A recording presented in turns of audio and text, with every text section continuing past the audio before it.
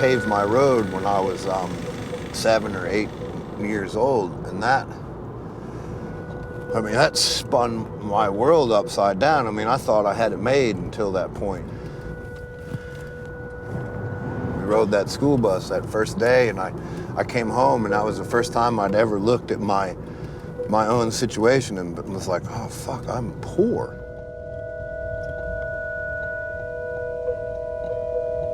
And I remember thinking, I gotta do everything I can to get out of here.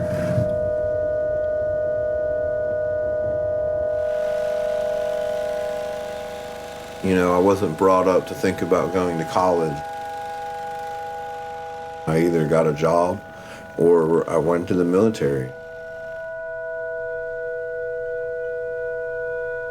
My brother served for 16 years. He was a combat medic for a special forces team. He got shot in the back of his helmet by a sniper.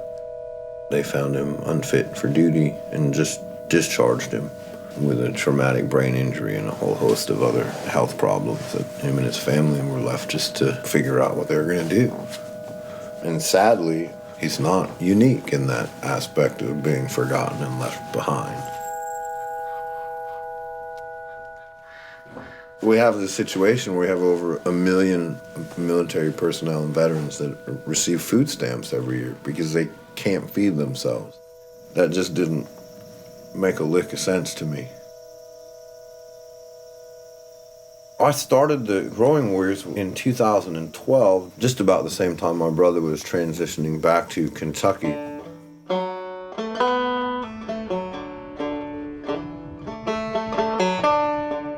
When you think about the type of industry that typically takes place in Central Appalachia, you're looking at coal and manufacturing. And those are both very extractive industries. I mean, they pull things out without giving back. Industrial hemp is a community building industry. It's not a let's come in and take what we can get and leave type of industry.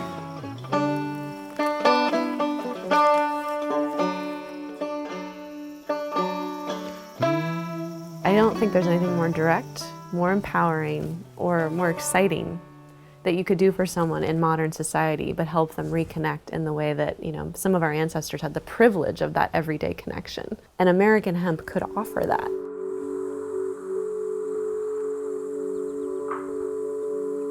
We've got enough rain, we got enough water, and we got enough farmers. We got a lot of farms. We got a lot of small and mid-scale farms out here who are dying to figure out that holy grail of stability. Industrial hemp has played a key role really in the founding of this country. The cannabis plant can produce a sundry of products that are food, feed, fiber, and fuel that have no psychoactive properties at all. Unfortunately for American farmers, industrial hemp has found its place on Schedule 1 of the Controlled Substances Act. During the Farm Bill Act, it was just put into law a year ago, there was an amendment to the Farm Bill that would allow research and development of projects at the state level.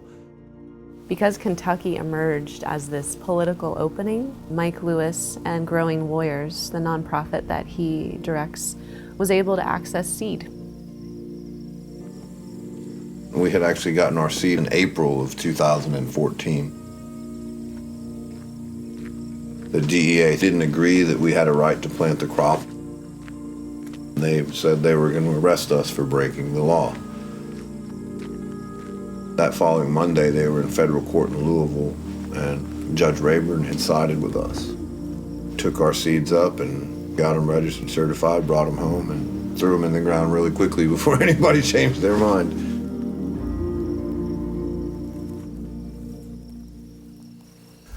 So this is technically the first hemp crop in Appalachia. Yes, it is. The first legal harvest.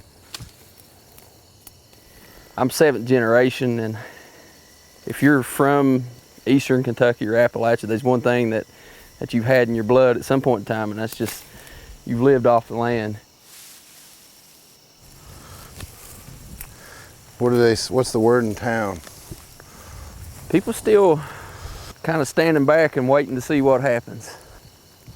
The one question that I get asked the most is, what the hell are you going to do with this stuff?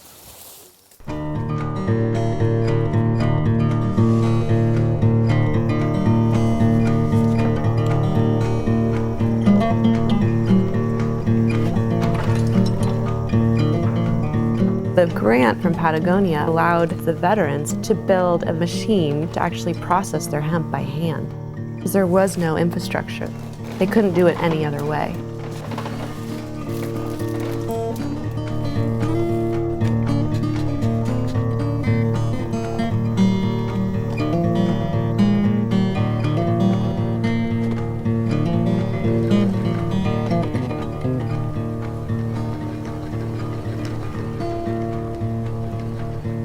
You learn the quality of the fiber.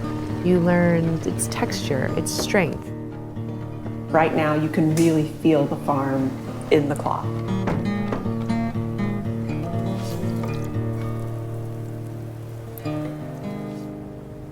The first American flags that were made in this country were made of industrial hemp. That flag represents what this country could be.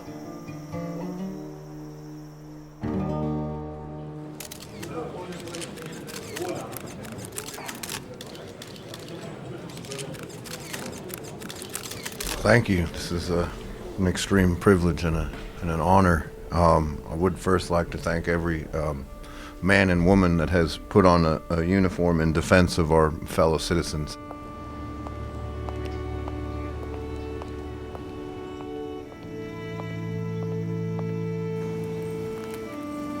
From a simple hemp seed came the means to make the cordage that was converted into the sails and ropes that brought the first explorers to America, and later would feed the printing presses that would organize our first militias and ultimately helped us declare our independence. In 2014, with the help of some fellow veterans, we planted hemp seeds on our farm, and much like those earlier settlers, we embarked on a journey into uncharted waters. We chose to grow and create an American flag on principle, I suppose. As we have lost our connection with the land and the people who fed us, we've lost our sense of community, and more importantly, our sense of place. The flag represents the collective history and future of an entire nation of people, our people. So it shouldn't be made anywhere other than here, and it should most certainly not be made cheaply. In the end, there is more than just fiber that tears and fades when you use cheap goods to hold things together. It is no secret that America needs more farmers, but we need the tools to be successful. And industrial hemp is a cornerstone for financial and resource stability on the family farm. We are just one small team with limited resources, and we took simple seeds and we turned them into this flag that represents the strength and the ingenuity of the American farmer. I can only imagine what wonders we will see when every American farmer has the opportunity to grow this amazing crop. Thank you.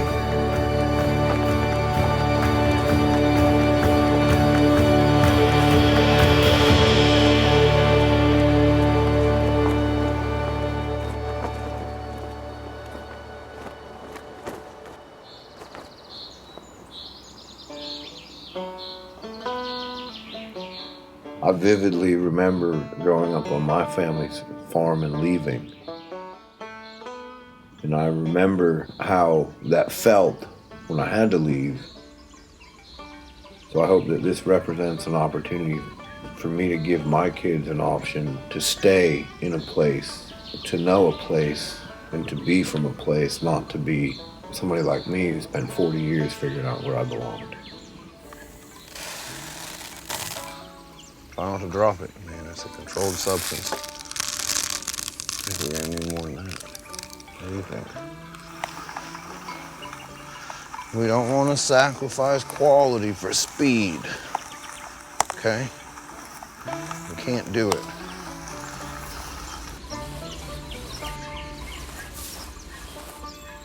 We were out here walking, and the moon was coming up through the hollow, and Roscoe came running over. He remarked that he thought we should stay here forever. It was pretty nice, so I thought, well, I guess that kind of makes the decision for us on whether or not we stay and take care of this piece of ground.